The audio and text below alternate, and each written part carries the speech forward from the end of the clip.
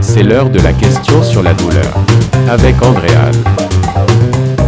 Parfait. Et ma deuxième question, moi, c'est Marie-Pierre. Comment faire de l'exercice peut aider à ma douleur? Super, ta question, Marie-Pierre, merci. Je peux dire que tu tombes en direct dans mes cordes. Vu ma formation comme kinésiologue, d'ailleurs, je profite de l'occasion pour rapidement dire ce que c'est un kinésiologue, parce que je pense que c'est pas tout le monde qui est au courant de ce que ça mange en hiver. En fait, c'est un professionnel de la santé qui est spécialiste dans l'activité physique. On utilise les mouvements comme outil pour prévenir des blessures, les maladies, mais on s'en sert aussi pour traiter, donc suite à une blessure ou une maladie. Donc, comme on travaille avec l'activité physique, bien, tu peux en trouver plusieurs qui travaillent avec des athlètes en performance dans plusieurs sports. Tu peux les consulter au privé, en centre d'entraînement, en clinique, comme par exemple dans plusieurs cliniques de physiothérapie qui diversifient leurs services de plus en plus, dans les CLSC, les centres de réadaptation, dans divers programmes de santé dans les hôpitaux, puis bien sûr par téléconsultation, ce qu'on utilise beaucoup ces derniers temps. Tu comprendras pourquoi facilement. Donc, je disais, ça tombait bien parce que ta question sur l'exercice, on tombait pile dans mon domaine. Donc, numéro 1, je commencerai par te faire une petite mise en garde qui, je crois, est toujours nécessaire, que je dis toujours aux gens avant de vanter tous les bénéfices de l'exercice. Si ta douleur, c'est une nouvelle douleur, que c'est quelque chose que tu comprends pas, que tu n'as pas reçu d'explication de la part d'un professionnel, ben tu dois absolument comprendre ce qui se passe, c'est-à-dire tu as besoin d'un thérapeute ou de ton médecin pour exclure ce que j'appelle les red flags, les choses les plus graves. Tu veux exclure là-dedans les cancers, les fractures ou quelque chose qui pourrait empirer lorsque tu bougerais, que tu ferais de l'exercice. Ce serait juste dans certains cas, dans peu de cas en fait, où il y aurait certains tissus qui auraient besoin de traitements spécifiques ou une période de repos avant de pouvoir reprendre les activités, de réappliquer un stress dessus, comme faire un exercice de mobilité ou de faible intensité. De façon générale, les tissus ont besoin d'avoir un stress, une charge pour appliquer dessus, pour guérir puis pour se rétablir. Mais je peux comprendre que tu vois, par exemple, le mouvement et la douleur comme deux choses qui sont peut-être plus difficiles à mettre ensemble, même si on sait que ça peut faciliter le rétablissement. Puis je crois qu'on contribue souvent, malheureusement, nous, les professionnels de la santé, à rendre la tâche un peu plus compliquée qu'elle l'est véritablement.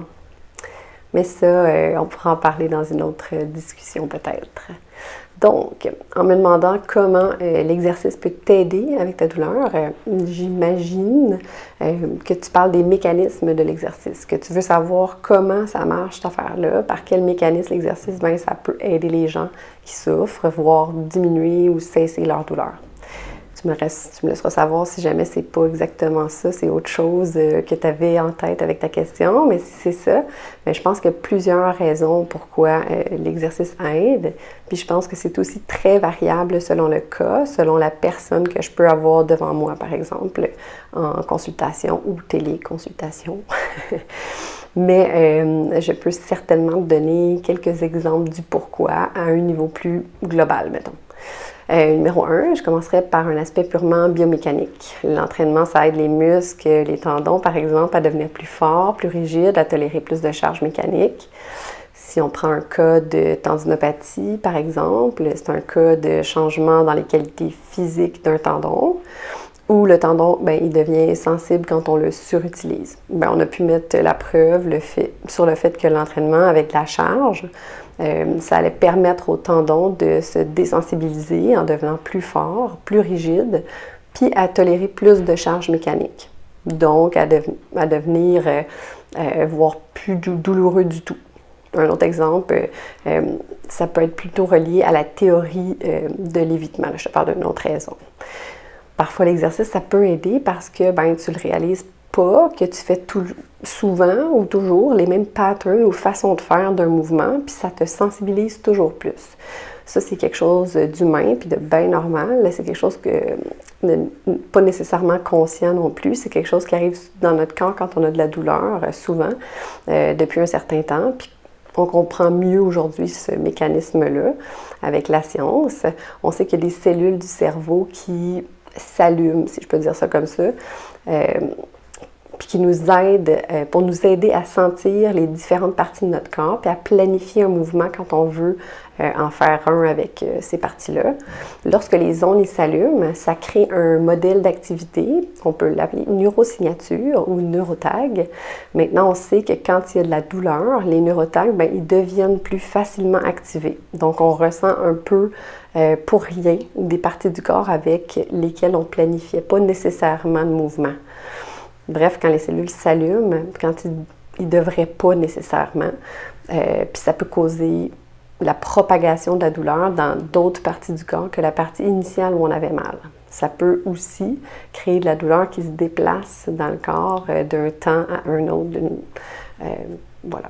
Les neurotags, ça peut aussi inhiber. Ça pourrait se manifester par une ou des parties du corps que tu ne sens pas du tout ou que tu sens autrement qu'à l'habitude. Ça peut être engourdi ou sentir une partie du corps qui est plus grosse ou déformée. Je crois que les gens qui ont la douleur depuis longtemps, ils savent de quoi je parle ici. Maintenant, l'exercice que ça fait là-dedans, c'est qu'en faisant des mouvements, ben, tu vas retravailler ce système-là de neurotag au complet. Tu permets au cerveau de se reprogrammer puis à devenir meilleur à contrôler puis à percevoir les différents modèles d'activité. Ça permet de réapprendre à ton système les bonnes limites de douleur et puis à éviter que les neurotags s'activent inutilement. Si par exemple pour toi des mouvements à une certaine amplitude, ça te faisait mal, bien l'entraînement, ça peut permettre à ton corps et à ton cerveau de mieux ressentir jusqu'où tu peux aller dans un tel ou tel mouvement avant de réellement te causer une blessure. Le signal de douleur pourrait apparaître plus tard dans le mouvement, par exemple. Si tu es intéressé à en savoir plus là-dessus, puisque c'est un sujet qui est assez complexe, je te conseille d'aller lire sur les neurotags. C'est super intéressant. Il y a des professeurs, David Butler puis Lorimier Moseley. C'est deux personnes qui sont reconnues dans le domaine de la douleur, qui ont écrit plusieurs livres, articles ou blogs qui vulgarisent toutes ces notions-là, en anglais bien sûr. Un autre avantage de l'exercice sur la douleur, qui est aussi super cool, on sait que bouger, ça change la chimie de ton corps. Les produits chimiques produits par le corps quand on bouge, ça aide à diminuer la sensibilité de notre système nerveux, exactement comme si on prenait des médicaments, des analgésiques. Donc, quand tu t'entraînes, que tu fais des efforts, il y a ce qu'on appelle un effet analgésique dérivé du cerveau qui apparaît et qui va faire que tu vas moins sentir de douleur pendant un certain temps. Donc, c'est assez cool parce que tu peux faire une ou deux séries de biceps, par exemple, ou de bench press, puis ton pied peut se mettre à faire moins mal. C'est vraiment une analgésie induite par le cerveau, puis il y a beaucoup de recherches sur ce sujet-là. J'ai justement eu un client il y a peu de temps avec une douleur neuropathique, donc c'est une atteinte au nerf au niveau de son pied. Puis, j'étais comme, peut-être qu'on peut commencer avec l'entraînement de ton autre jambe, de ton autre pied. Et ça marche. Ça peut marcher aussi en faisant une activité cardiovasculaire tout autre, comme la course, la marche, le vélo, la danse. J'encouragerais surtout ce que tu aimes le plus faire, en fait. Ma quatrième raison du pourquoi faire de l'exercice aide au niveau du phénomène de la douleur, s'appelle la restructuration cognitive.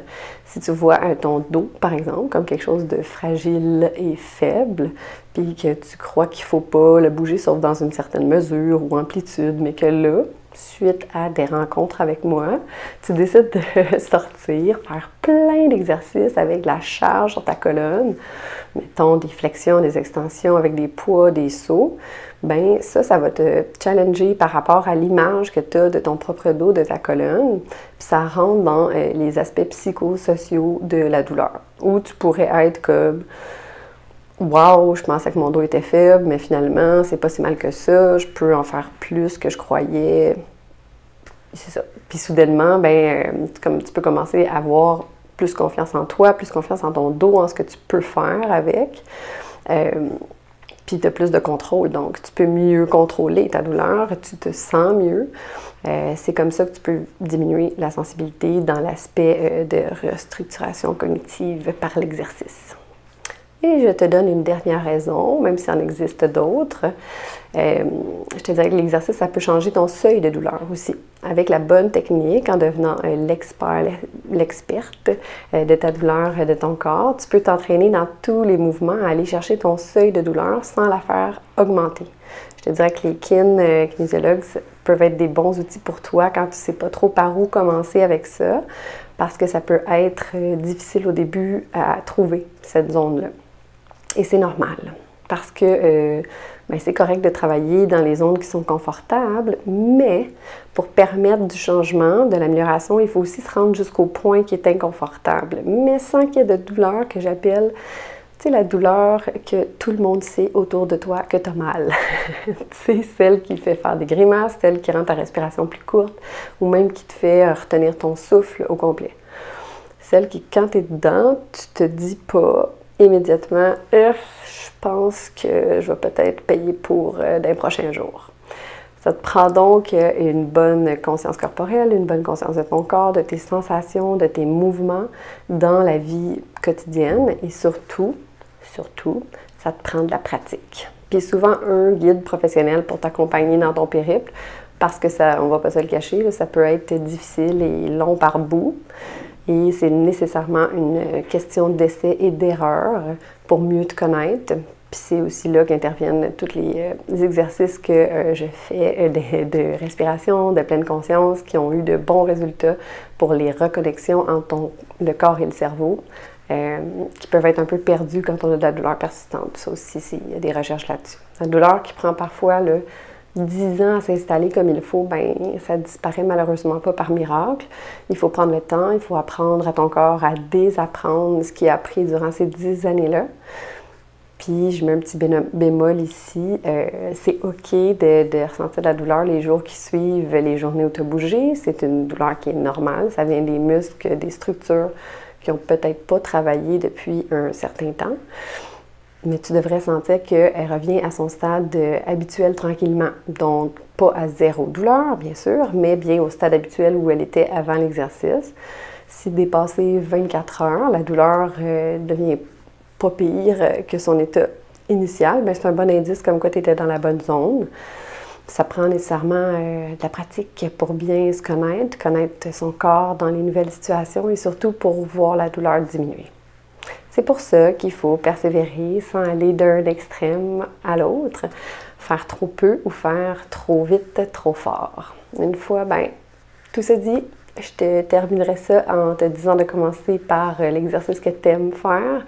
Il va être plus efficace que tous les autres. Hein? Je dis, il faut de la pratique et de la discipline pour voir les résultats aussi, parce que, comme je dis, souvent, le meilleur exercice, c'est celui que tu vas faire, ou donc tu vas être la plus constante, la plus stable dans le temps. J'espère que ma réponse t'aide mieux à comprendre les mécanismes de l'exercice sur la douleur. Puis ça me ferait plaisir de discuter encore d'exercices et de répondre à d'autres de tes questions si tu en as.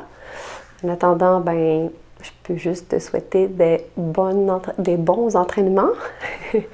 À bientôt. Merci.